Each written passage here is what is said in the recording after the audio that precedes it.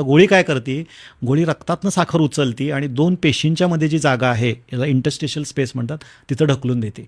म्हणजे काय केलं मी, माझ्या घरात एका ठिकाणी कचरा आहे किंवा एका ठिकाणी घाण पडली आहे, त्याचा स्मेल यायला लागला आहे आणि माझ्या घरी कोणतरी पाहुणे येणार, म्हणून मी काय केलं, ते उचललं सगळं आणि दुसऱ्या रूममध्ये नेऊन टाकलं, त्याच्यावर जरा सेंट वगैरे मारून ठेवला.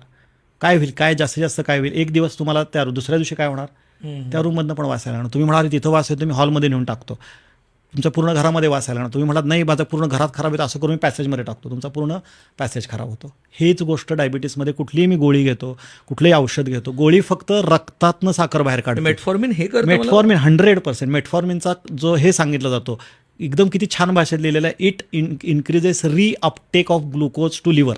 लिव्हरला ते रिअपटेक, म्हणजे लिव्हर काय म्हणत असतं, माझं पोट भरलंय, तू पुढं जा, पुढं पेशी बसलेलं असतात, पेशी म्हणत माझंही पोट भरलंय. मग आता मेटफॉर्मिन काय म्हणते, चल चल जाऊ दे, तू जा परत जा, घे रे बाबा. आणि म्हणून 90% टाईप